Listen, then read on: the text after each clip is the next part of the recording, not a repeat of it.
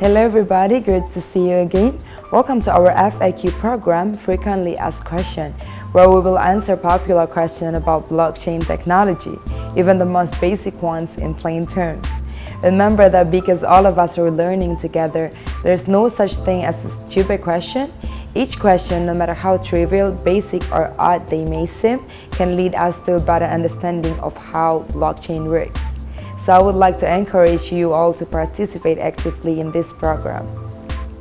Okay, so the question for today is how blockchain can prevent DDoS attacks. Before I begin answering that question, let me explain briefly what DDoS attacks are.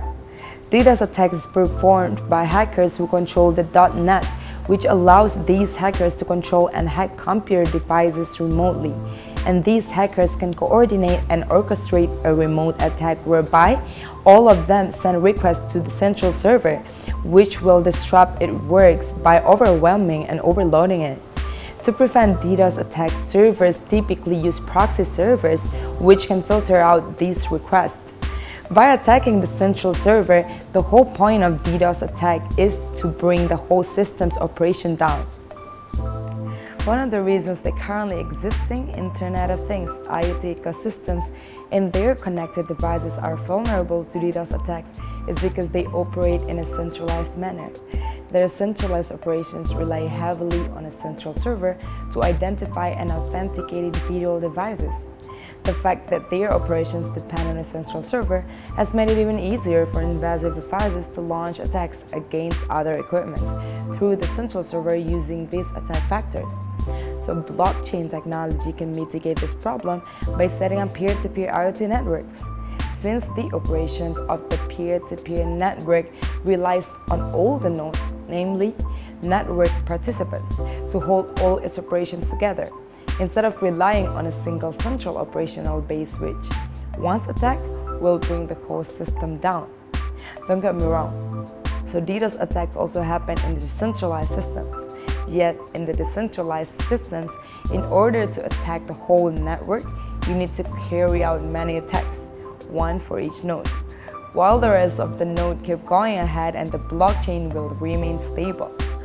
While the rest of the node is going to recover and realign, the whole thing helps slow down the onset of the attack. So typically, DDoS attacks in the blockchain do not target to bring the whole system down, but instead to disrupt the works of certain nodes or network participants.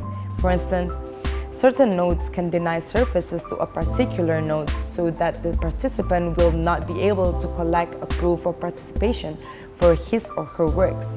So the consensus logic of the centralized systems allows these attacks to happen. In Bitcoin, for instance, there is an attack modus operandi whereby some nodes send small amounts of Bitcoin several times to exhaust the system and weaken it. You might ask then, so under such security threats, how can blockchain participants maintain the trustworthiness of blockchain transactions without any central authority who acts as the gatekeeper who validates devices used to conduct these activities? The blockchain uses cryptography to secure information and data on its system, while using smart contracts to validate and automate transactions. This way, people can still enjoy reliable transactions on the blockchain, minus the single point of failure vulnerability of this centralized system. That's all for our FAQ program today. Hope you enjoy it, and if you have any questions for our upcoming FAQ episodes, please leave them in the comment section below. Remember, there is no such thing as a stupid question, as every question, no matter how simple and basic they are, will lead to a better understanding of the blockchain technology.